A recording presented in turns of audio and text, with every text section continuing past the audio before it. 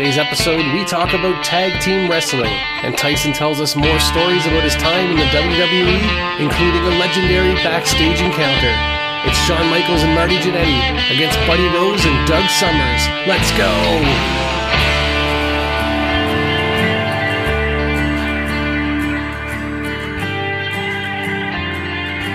What's up, everybody? Welcome to the show. I'm Scotty D here again with another episode of Hammerlock Podcast with our good friend Tyson Dukes. How you doing, man? I'm doing quite well. It is the fall season. We're all into pumpkin lattes and all kinds of that fall-like feel, which is kind of nice. It's we're ending on a cheap plug here, Scotty. On a cheap plug, we're ending our season of Hammerlock summertime gear. So we're moving into the fall, so there's going to be pullovers and eventually some toques once winter comes and stuff like that. So it's been pretty busy. Like, we've been shipping out a lot of T-shirts and shorts and stuff. People just getting that last minute deals on that stuff. So it's going pretty good. It's one of those things where it's been busy, but we're not too busy, Scotty. We are not too busy for people and doing these watch-alongs. So that's what we're not busy for. We make time. That's right. So hammerlockapparel.com, if anyone wants to check that out. Get on there now. Take advantage of that end-of-season sale and keep an eye out for the new fall stuff coming. Some of it looks awesome. On to today's business at hand. We are going to do another watch-along. We're going back again to the mid-'80s. Beautiful time to be in the wrestling fan. We're going to do some AWA. What made you pick this match today? So that's like when you said, we're going back to the 80s. It's funny that we mentioned this, like we're going back. There is stuff out there. Like, if you're sitting here thinking, oh my God, he hates all modern day wrestling. I don't hate modern day. Well, I do, but I don't. There's a lot of stuff out there that's still great. But we're like, the balance is missing. So when we talk about balance of professional wrestling, and nowadays we have a more jungle gym tumbling acts with choreographed fight scenes, where the stuff that I grew up on looks more legitimate. It looked like two guys in there really going at it, and it wasn't so clean. It wasn't so smooth. Things had a little bit of edge to it. And that's why we picked this match today. First of all, this is our first tag match ever talking about a tag match, which is great because we never talk about tag matches. Another thing too, on our last podcast, we didn't really shit on Shawn Michaels per se, but we were talking about how he didn't really work a great style, a great story with Yokozuna, but we're going to give it back to Shawn Michaels on this one. Just a young Shawn Michaels, a young Marty Janetty, when they used to do some great tag team work. In the 80s, it was more legit. Everything was a little bit rougher, a little bit less clean, but yet these guys made a smooth, slick style work with that dirty, grungy kind of feel, that grindy feel. So today, for your listening pleasure, or viewing pleasure, or both, we have the Midnight Rockers, as they were once called, versus Playboy Buddy Rose and Pretty Boy Doug Sommers from September. It's 2009 to 1986. So this is AWA days. This is when the heyday of the AWA. And the one thing you're going to note is, like, the Midnight Rockers are young, good-looking, attractive guys. Girls are going to be screaming the whole time for these guys. Playboy and Pretty Boy are the two of the ugliest human beings that ever walked God's green earth. Especially Buddy Rose is not an attractive man, but in respect to gimmicks and the way they would kind of make fun of themselves by calling them the Playboy and the Pretty Boy, these guys are like tremendous workers. So it's one of those situations where you can't really always tell a book by its cover, because these guys can go. Like, these guys can actually work hard and go, like, for an hour, like, no problem. So great shape. Don't look like they're in great shape, but they were solid dudes. So this is what we're doing today. Tag match action. Right on. AWA 1986. If you want to follow along, you can find it on YouTube. It's called The Midnight Rockers versus Buddy Rose and Doug Sommers, 0902 1986. 21 minutes, 39 seconds. And the channel is AWA Stuff.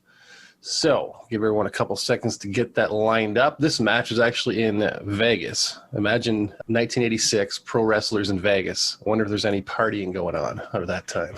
I wonder, I was going to say, you made it very G-rated there, where I was going to say, I wonder how much cocaine was being used. Yeah. Yeah. Well, the answer is a lot. No, yeah. The answer is a lot. Yeah, allegedly. Mm-hmm. All right, so let's assume everyone's got it ready to go now if you want to. I've got it lined up. Tyson, you ready to go? I'm ready to go. All right, let's count her down. 5, 4, 3, 2, 1, play. So right away, we're going to see, when we get into this thing, we're going to see the Rockers, Midnight Rockers as they were called, just bouncing around, being youthful, always putting that stuff over like these are party guys. And let's just for a minute appreciate the 80s style with the tassel-y shirts of orange and the white gear, the white pants. And I think they got bandanas on their knees and stuff like that. Man, I'm telling you right now, Scott, greatest time to be alive. Greatest time to be alive. Yeah. In the 80s. Being a child, being a kid of the 80s, I was born in 78, so the 80s is my generation, and it was the best time to be alive. Yeah. Oh, you know what? I totally forgot to mention that Sensational Sherry is in this match as the manager. And nobody gives Sherry enough credit. Well, I think the old guys do, but like if you go back, if you're looking for managerial stuff or valet type stuff in a heel type fashion, ladies or gents, you should be checking out Sensational Sherry, because she was, first of all, she was a great professional wrestler. She was a great wrestler, and she was an awesome manager. And like I remember being a kid hating her guts. Like she made you bleed. And the same with these two dudes. Doug Sommers and Buddy Rose will make you hate their guts. And that's what you want, man. You want straight up heels that don't want to be cool, don't want to get the favor of the people. They don't go in the gray area of life. They are straight up bad heels, and I love it. Mm-hmm. And that's what's missing. We're missing a lot of that today. A lot of guys want to be good, or they want to be bad, but then they just want to be bad for the sake of getting the offense and being aggressive. They don't want to do. They don't want to do the work. It's not to be liked. You don't want to be cool. You want to be hated. Did you see that little spot, Scotty, where he tries? What did you see before that? Even where Buddy tries to pull off the belt, where he tries to push it over his ass or under his ass. They're trying to get it off without unsnapping it. No grace at all. And look at him. Look at that guy. Look at that guy. You would not think that guy could, but it's like Adrian Adonis. That guy could really, really work. They were great workers. Not anything to look at, but tremendous in-ring. And they will get these people riled up. Another thing, too, you're going to watch on this is a great takeaway from this match, and I want you to concentrate on it a little bit, is you're going to watch Marty Janetty in that corner, and Marty Janetty will build a sweat just by pacing back and forth in the corner. He is the greatest cheerleader known to man in tag team wrestling. He's absolutely fabulous. And I think a lot of people miss that because you get lost in the action. Or if you think about your next spot, Marty Janetty will pace and jump and clap his hands and get all into the action in that corner. And he's the greatest cheerleader. And that's legitimately how it should be. If that's your partner, that's your brother. That's basically your brother in arms. You're going to want to be that guy. You want to root for him. You want to have sympathy for him, all this stuff. Right away, we have a sweet lockup. Buddy, of course, drives that shoulder into the gut and then makes it they do the old pin where he vaults over the top, grabs him, brings him into a sunset flip on the other side. So right away, we're going to establish right away, Buddy's going to take all the cheap shots in the world. And then, of course, the athleticism of Michaels and Janetty is going to shine through every time because that's what they're supposed to be. They're supposed to be baby faces. Big old block and old punch. You're not going to see a lot in this match. I'm going to warn you now. You're not going to see Canadian destroyers or head scissors or anything fancy along those lines. Scotty, I'm letting you know now that in this one, this is just a straight up, they're going to fight, because this little feud that they had going was what it was. It was an actual feud. There we go. Comes up for a monkey flip, right into a victory roll, which is nice. The best part about that spot where Buddy goes for that back body drop, and it's that leapfrog over by Michaels, is the fact that as he stands back up, he doesn't just go into the spot. It looks like his arm is trailing over his head, like he's trying to push Michaels over the top. And Michaels is like a very good athlete. So when you see him look like he got caught up, he didn't get caught up there. That was legit. They just made it look better. Super kick. There's a Young Bucks move right there. Super kick, right? Yeah, he stole it right away. Used it right away. The kick out, and here we go. We're going to go into the heat right now, guys. Ooh. Just like that. That's it. This is how we're going to get into the heat. We're not messing around. This is back in the day where we didn't mess around. This is where heels were heels, babies were babies. And there's nothing like a baby face getting sympathy. Of course, Marty Janetty, are you watching the constant movement by Janetty and really educating people how he is? And of course, he's going to check on them. And guys, this is from wrestling standpoint, anybody can learn moves. You're going to have to take away from this match. You're going to take away a lot more stuff, like building emotion, building drama. And there's one, if that was your actual partner, you would be over there checking on them. Even if it was just a cutoff like that, you would check on them. You would get outside the ring and check on them. So great by Janetty, of course. And here we go. We're going to have some sweet selling and some sweet aggression. Buddy Rose is just going to hammer away on the skull because, of course, they cut him open. He's split open from that turnbuckle to the outside, and that's all it was, man. He just kicked out, and Michaels went outside the ring, and just Doug Sommers grabbed him and rammed him into the metal part of the turnbuckle. And just fabulous work. It's so easy to do. Yeah, I watched this the other day, Scotty, with Ethan. Me and Ethan watched this thing, and we both are now avid fans of Doug Sommers. I don't think Doug Sommers gets enough credit. I think look at that punch. Look at that sharp over the head top right hand. Sweet. So good. Yeah. What do you think about how early in the match Shawn Michaels starts bleeding here? What's that do for the story? No, this is where things start to get really riled up. They go from being just a tag team contest of having a normal contest until basically a butcher shop, right? Yeah. And all it is they're going to draw as much heat. And this rivalry was bloody. They had cage matches. They had tons of matches where they're bleeding all the time. These old boys really, really put a lot of effort into their stuff to make it look real, make it look solid. And they bled buckets, and I mean buckets of blood, just to get this whole feud over. And any other time, I would say no. I'm not for blood right away. I'm not real big on the blood scene anyways. Only in the end of feuds or cage matches. But you're right, Scott. In this one, I get what you're asking there. They're actually trying to build some drama, trying to build some where these young kids are really pretty and good-looking guys, and everybody loves them, and they just wanna ugly them up.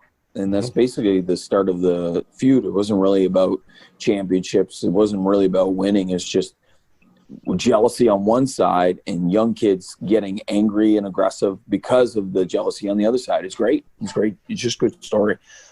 Awesome selling by Michaels there, by the way. Hanging off those ropes, as I always say, babyfaces should always hang off the ropes. Always. It's easy. It's easy sell. It's an easy sell. It's an easy way to gain sympathy. Those ropes are the greatest tools in the business for a babyface. Of course, now you're going to see, they never cheapen that ref. They never make that ref look bad. They never make them look bad. They try to work sneaky. where the outside guy is doing the punishment, but the inside guy is going to distract. They don't do stuff in front of them. They're not deliberately making that ref look like an idiot, which is completely missing. Great back body drop by Doug Sommers and great bump by Michaels. That's awesome. I'm going to get a 2 count on that thing. As you can see, one thing to notice too, if you're noticing Michaels as he sits up, he just doesn't lay on that canvas. He's going to sit up to show everybody in the room. He's going to make sure that he gets everybody gets a view of how busted up he is. A lot of guys, when they bleed too, they tend to hide and cover up, because naturally you would naturally want to, and instinctively you want to cover up. But when we're talking wrestling, you don't want to do that. You want to be able to expose the wound, basically expose what's happening to you. Of course, all this match is punches, man. He just hit Doug Sommers. Now they're going to really tease that hot tag, which isn't going to come. He's just going to pound on him some more. But all Michaels is going to do is do a flurry of like a punch here, a punch there. They're just going to, and this is all this is. And like, you're going to see that, and this is perfect. Good example of Marty Janetty.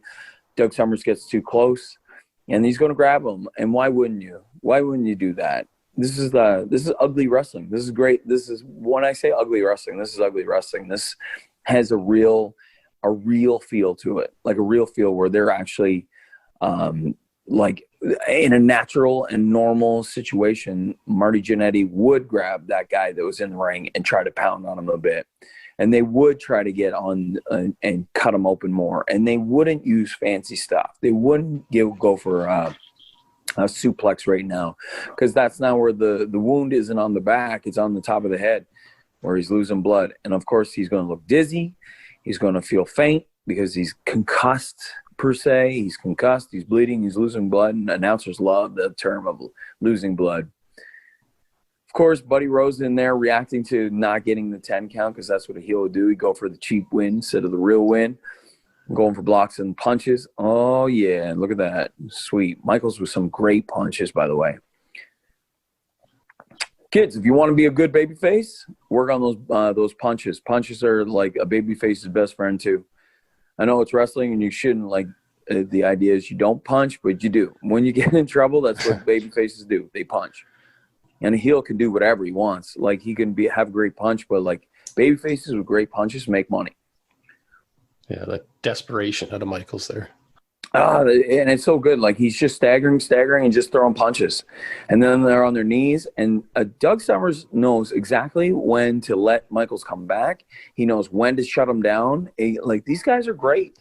And like, I know, probably because it's the body thing, and it's probably because he's wearing orange trunks with red knee pads, which is totally driving me crazy, and a blue elbow pad, like just mismatched nonsense. But like for work rate, Doug Sommers is awesome. Look at that cell. Look at that cell backing up. Look at that, like that chicken shit heel. Yeah. Finally, the young fresh guy is in there. Look at that hot tag. Crowd went bananas. Punches. Look at the people in the crowd. Yeah. Look at the people in the crowd. You're right, Scott. Look at, they're hopping. They're up in arms. Oh, look at that sweet little bump there by Marty Janetty. Whips in Doug Sommers. He hits that corner with his face, chest first into the buckle, the old Bret Hart, but he's tall, so he hits that buckle.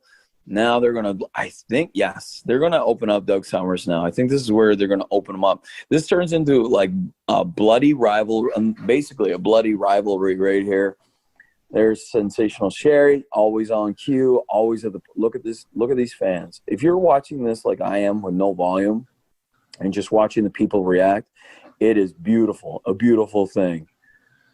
Of course, Playboy on the outside. He's on the outside. Sensational comes up.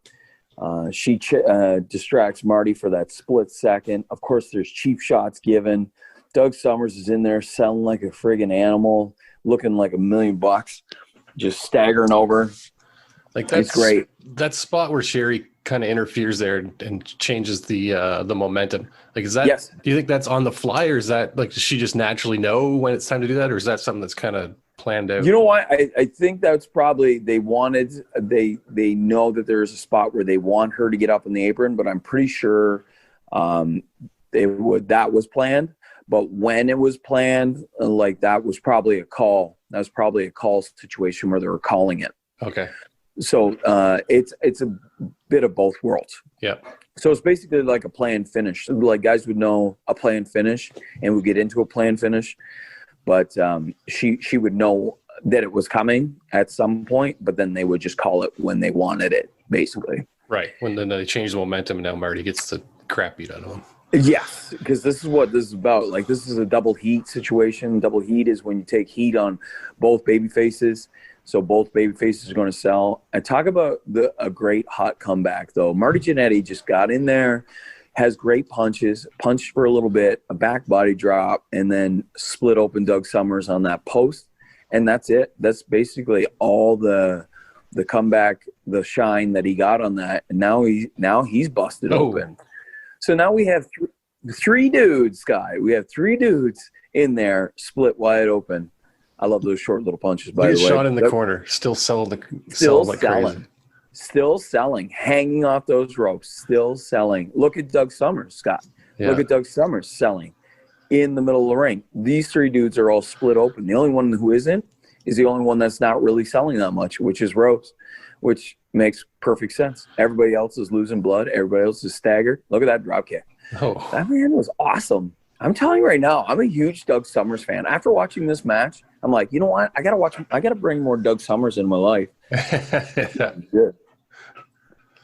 Just if you counted the moves so far, you've seen a sunset flip out of the corner by Michaels, like a vault over into a sunset flip pin position, and you've seen back body drop both by Doug Sommers, given it to Michaels. Oh, look at that! That is so good. And then you saw a back body drop from Janetty. That's all that's been thrown for moves. But like, you have people in that crowd going absolutely nuts. Yeah. The selling on like Marty Janetty, like we can talk nowadays about how people are like, we kind of make fun of Janetty for like, he has issues, social media issues for sure. But like, you cannot deny how great he was as a wrestler. He was great. And when the Rockers came to WWF when I was a little kid, I was a Janetty fan. I liked Michaels, but if I was going to pick Rockers when we were pretending to be like our favorite wrestlers and stuff, and that was the Rockers, I was Marty Janetty. So I loved Janetty. Janetty was so good. That one spot there just a couple minutes ago where he threw that punch and Doug Sommers just ducked and he just took his own bump. How great is that?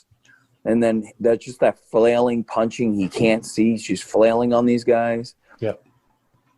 Of course, Buddy Rose knocks Marty Janetty into Shawn Michaels, which is such a great way to get a hot tag. Like if you're watching this and you're a tag team wrestling guy, you want to wrestle more tags, this is the little stuff. And I mean, you're not going to steal everything out of an AWA match or out of the Rockers and Playboy and Pretty Boy match. You're not going to steal everything. But look at those fine points. Look at like tiny little nuances that you can use to improve your game. I know it's 2020, so you have to do more. You can't get away. Well, I think you can. In my opinion, you can get away with just punches. But you can – this is just great work. Like, I mean great work.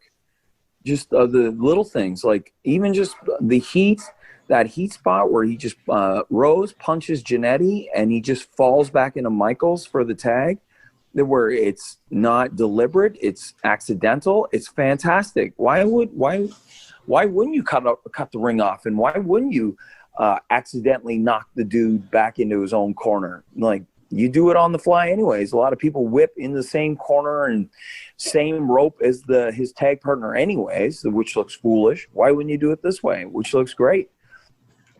And of course, this is going to break down. This is where this match breaks down. I mean, this is the beginning of a blood feud, basically.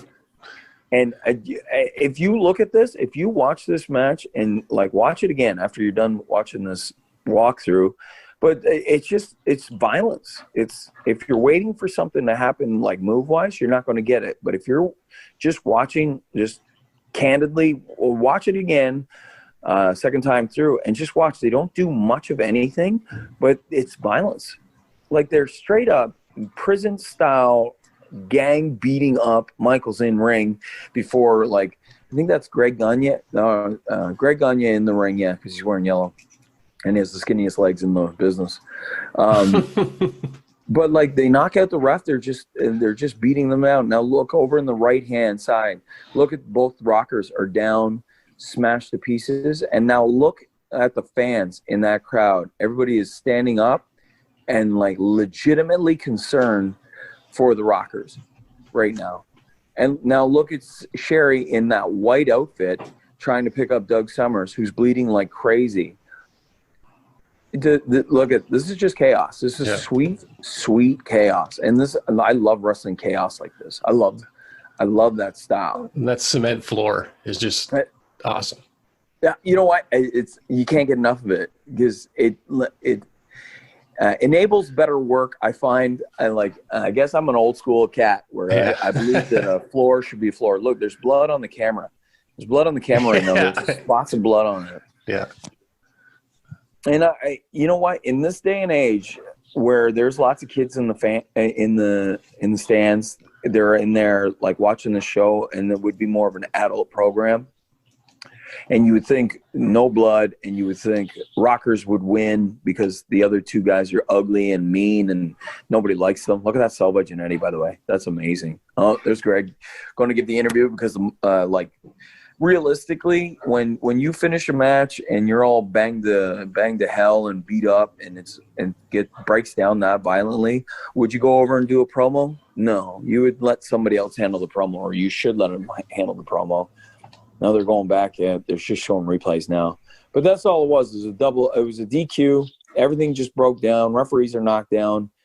It gets a little violent, and then it breaks down a little bit more, and it gets way violent, and then it just ends up out of the ring.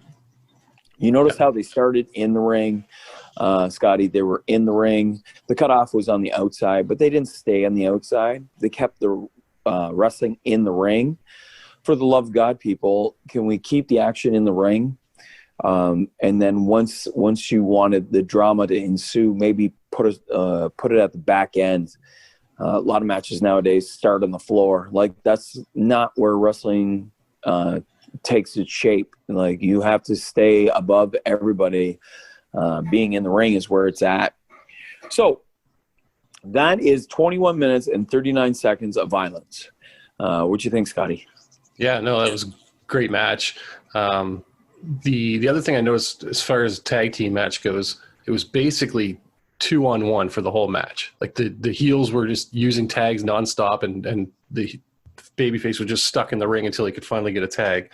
And then the other thing was, the only time all four of them were in the ring that I recall was right at the end when they did that final the finish. There is when all four guys were in the ring, but there wasn't a lot of like four guys in the ring doing choreographed type stuff. It looked like a fight.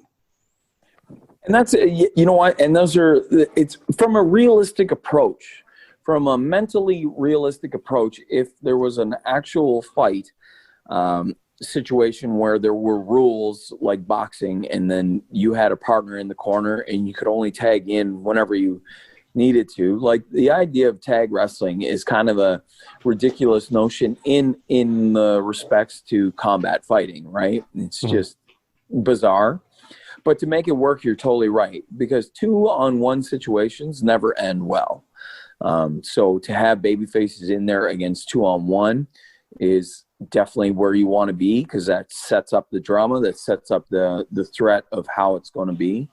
And then once you put four people in that ring, it's got to be near the end. You can't be doing insane false finishes and all, like, in my opinion, all the time, because like having four guys in that ring means like sheer chaos and violence. So it's really well done.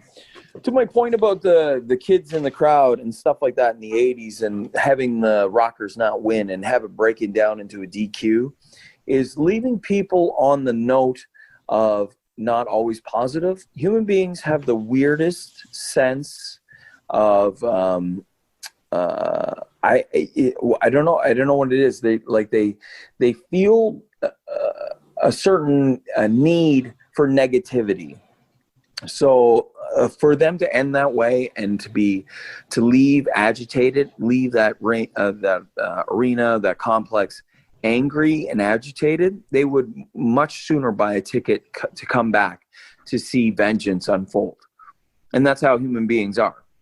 A lot of times on shows, a lot of the wrestling promoter will try to leave it on a high note. They call it a high note, or they put all the baby faces over. That's great for like a one-off show. But when we're talking about you want to actually draw some business for your little company, wherever you're at, the idea would be not always give them the happy ending. You want to leave them negative because you want them to come back to finally get that happy ending, which is the grand scheme of things. And that's how in like bookers work. You try to draw as much money out of it. You try to draw as much out of that angle and like see if people will buy tickets to the next one. Because there's nothing. When I was in the 80s, that was what was that again, Scotty? Was that 86? Yeah, 86. Yeah, so 86, I was 8 years old. I hated those guys. I hated Doug Sommers. I hated Buddy Rose. Like, I wanted to see those guys bleed and get hurt real bad as a youngster. So to watch that kind of stuff kind of unfold the way it does makes me want to watch more. And it's just brilliant. It's brilliant. That's good. That's tag wrestling. They use those tag ropes. They very seldomly did the baby faces get in the ring, but when they did get in the ring, the ref was distracted, and it just made for better drama. It's very well done. Very well done tag match. Yeah, great match. Glad you chose that one. It wouldn't be long here but until the Rockers went to the WWF. I think they started in 87 in the WWF. And just to kind of add on to what you're talking about, Janetty and social media recently, he's had some controversy there, but I was watching some interviews with him. He was talking about the Rockers style, in-ring style. And he said, if you notice, if you were a fan of the Rockers from the WWF, it was high flying. It was a lot of high pace, fast stuff, moves and stuff like that you didn't see in this match. And that was, according to Janetty, that was kind of by design. Because when they went to the WWF, like you've mentioned before, it's the land of the big men, land of the giants. And for it to make sense, they had to work that style because they couldn't go toe-to-toe with guys like the Twin Towers, the Powers of Pain, things like that. So they developed that, or maybe not developed, but they kind of went more with that high-flying style that a lot of people would know them for. But when you go back and watch this AWA match, it kind of does make sense. They weren't totally oversized and overpowered by these two guys, and it was more of a brawl and more of an even matchup. Yeah, and I don't know if Janetty was a huge fan of doing a ton of high fly because he was a great wrestler and athletic. He was very athletic, but to make money they had to switch up their style for WWF, like you said. But I don't know. I think he's more like this would suit him more. I would imagine so, like the selling and all that stuff. Mm-hmm. And you're right. There's a story of like I once did an enhancement match when I was working for the company, or a jobber match. I guess I was the old jobber in Cleveland, Ohio, and my match was me. And I think it was Jason Breeze, a young independent kid named Jason Breeze. Never really did anything in the business. He just had a couple of tryouts because he had a good physique, handsome dude. And it was me and Jason Breeze versus Rhino and Horseshoe. Do you guys remember Horseshoe? Luther Reigns. That's another name he went by in the WWF or WWE then. He was Luther Reigns. And Luther Reigns was a colossal human being. And so was Rhino. Rhino's a huge human being. But Rhino is one of the best professional wrestlers on the planet for his size. He's so good. He's so good at what he does. So Rhino gave me, in that match, gave me a power bomb. And he whipped me down so hard that I flopped over to my belly. But it was great. And the action continued, and it went from there. I was taking the heat from the powerbomb. From the powerbomb spot, we go into Luther Reigns getting in the ring, and Luther Reigns gave me a clothesline. So I did a couple elbows he did a chin lock. I did a couple elbows to his gut. I hit that rope, and Luther Reigns hit me with a clothesline and basically punched me in the shoulder. He punched me in my left shoulder with his clothesline. So the clothesline wasn't great. He's really, really big. I'm only 5'8". He should have picked something else, but he called it. He gave me a clothesline, and he separated my shoulder just on that clothesline by punching me in directly into the shoulder. That's how big he was. And like, it will give you a little bit of perspective, because Luther Reigns was the size of guys in WWF back in the Rockers' day, where everybody was that size. If you go back and watch anything from the 80s, the Nasty Boys are immense human beings. The Natural Disasters, the Road Warriors, all these guys are massive, massive human beings. The only reason you don't think they're huge is because they're with each other and they're all huge. But if you watch them against the Rockers are so tiny compared to them. So you imagine doing that every night, Scott, like working with guys that will just, like with one simple thing being a clothesline, like completely annihilate your body, and then have to do it again over and over, almost 365 days a year. Basically, that's how they used to run. Yeah. Craziness. Not an easy way to make a living, that's for sure. No, absolutely not. Luther Reigns' build height, according to Wikipedia, is 6'5", 285 pounds. There you go. Small man. Not a small dude. Yeah. He is just a massive human being, just massive. And that's all it took is one clothesline, separated my shoulder. Jesus. Craziness. Ouch. Anything else about that match in particular, tag team wrestling or the Rockers, anything like that you want to talk about before we close off this episode of Hammerlock Podcast? No, you know what? I just if you're watching and we're gonna talk about this a lot. We're like, it's basically what we're trying to do here is bring back some old stuff, some vintage stuff. Maybe we'll get some modern day stuff in there as well. But we want people to kind of take a look at wrestling for when it was the golden era, I guess, of professional wrestling. Like 80s isn't really the golden era. 50s and 60s was.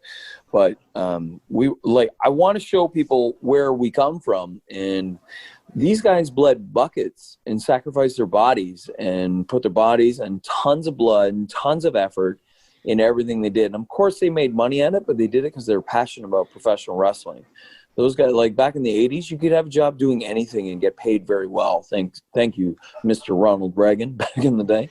Or Brian Maroney, whoever you're looking at. It was back in the days where business was hot in every aspect of life. From action movies to whatever. You could make money anywhere. And these guys sacrificed it because they were passionate about pro wrestling. So when it just kind of grinds my gears, I guess, a bit when I watch pro wrestling nowadays and they don't grab the tag rope, or they're in there for 2 minutes just making the ref look like an idiot, where you're in there. If you're in there more than a 5 count, you're disqualified. You should be disqualified. You're supposed to get out of the ring. Plus, having 2 men in the ring beating up on one guy for over a minute, that guy should be dead. Legitimately, that guy should be dead, and you should just have to roll him out of the ring and bury him right there. Because, in retrospect, you're burying yourself. Because 2 of you guys are beating the crap out of somebody, and it doesn't work. So they get they're going to kick out. They're going to kick out of that match, and then eventually going to give you some flippity-do something into something else. And then now we're back to nonsense. Because if you notice from that match, Rose and Sommers get in the ring. They double team up on both of them. And then from that part on, Michaels and Janetty are on shaky legs. There is no crazy amount of move set or anything like that. They're on shaky damn legs where they're actually look physically hurt and exhausted. So I'm not the old guy in the room telling you not to do something, but I would love to educate more people on how wrestling should be done, or at least attempted to be done, to save whatever's left of this business from the silliness that goes on. Just keep that in mind when you're watching this stuff, and we want to keep going this way. Unfortunately, because there is no balance in modern day wrestling, I feel as though that I'm unbalanced myself, where I'm watching more Lou Thez and Vern Gagne from the 50s and 60s. I'm watching more of that because now I'm seeking balance. So I feel as though I have to go the other way. So back to when wrestling was almost legitimate, and then because of all the silliness nowadays. But that's not pro wrestling either. NWA wrestling and WWF in the 80s, one was cartoony, one was gritty, and they were both awesome because they both look like realistic but entertaining at the same time. Realism with entertainment. That's what pro wrestling is, not what we have now. And, that's all we're trying to do. That's my rant today, Scotty. That's my rant of the day. Right on. Got to get at least one in every episode. I feel as though it's true. Yeah. One more thing I want to ask you. In your time in the in WWE, did you ever have any encounters with Marty Janetty or Shawn Michaels? Were they around when you were there at all? You know what? I had a lot of encounters with Shawn because Shawn was there in 02 as well, 02, 03, not in 04, but I remember Shawn was there in 02. I've never had any encounters with Marty Janetty. This is another guy that I've never met before. The list is very slim when it comes to not meeting guys, but I've never met him. Michaels, actually, it was me versus Bobby Roode. Bobby Roode being one of the best pro wrestlers out there, even though he's kind of lost in the shuffle right now, I feel. Bobby is like an unbelievable talent, like one of the most talented wrestlers out there. And it was me versus Bobby, and we were in Connecticut at the Mohegan Sun Casino. That's where we wrestled for WWE. And we had this match, and it went really well. Bobby's great aggression, great timing, beat me up. I was a babyface, held underneath the way it should be. The finish was Bobby goes for Davey Boy Smith style bulldog, where he runs out of the corner to go into a bulldog. And then I switch it into a DDT as he's running out. I flip it into a kind of a tornado DDT. Huge reaction from the crowd. I come to the back, and there is Ric Flair and Shawn Michaels both watching the screen. And they never watched any enhancement work ever, these guys. And they're both watched it, and they both came over and give us the old handshake and pat in the back and thought it was great. And we'll always remember that moment because it was one of those moments where you have two great professional wrestlers, like top of the line pros. Ric Flair and Michaels are going down in this business as legends. And they both, took a second to watch me and Bob work for about 6 minutes. And then when we came back, they took the time to say, hey, that was you guys, that was great stuff. So there's always going to be a highlight of my career. I forget some of these things, Scott, and then you always jog my brain. And then I'm like, oh yeah, that's right. Shawn Michaels actually liked my shit at one point. Nice. Yeah, that's me. And thank you, Bobby Roode. Thank you so much for that match. It was an honor to be in there with them. And we tore it up that night, so much so that the Nature Boy and the Heartbreak Kid loved my shit. Right on. That's cool. That must have been surreal. What were the houses like at that point in WWE? 02 was great. 02 was great. 02 was still, we had The Rock was there, Austin was there, Michaels was there, Triple H. We had everybody. Yeah. Benoit, Guerrero, we had a ton. 03, pay started to drop as an enhancement talent. 03 was getting a little sticky. They weren't giving as much. They weren't reimbursing for cast. They weren't reimbursing for hotels then. And they were blacking out. So blacking out is when you put dark curtains over seating. So when they drop the lights, you don't see the empty chairs. So that's the idea, is you push the crowd forward and you black it out. So you cover up chairs so they can't use them. They have to push them to the floor more. So it looks more packed. But those 02, they were still packing stuff. Like I said, my first encounter was at Air Canada Center in front of 16,000 people. That's a big crowd, almost 17,000. But then as 03 rolled around, there was less and less, because I think The Rock was basically out. Austin was out. Like, we're losing the big megastars of pro wrestling. Yeah. And so it really showed in the draw, because they were like, I remember Grand Rapids, there's the upper deck, the mid deck, and then the floor, all in Grand Rapids, Michigan, where I wrestled. Who did I wrestle in Grand Rapids? It doesn't matter. It doesn't matter. It'll come back to me in one of these podcasts. But I remember in Grand Rapids, they covered the whole upper deck, was curtained. So that's huge. That's huge, because Grand Rapids, Michigan was not a huge arena. Yep. And they still had to push everybody down. The upper deck was completely blocked off.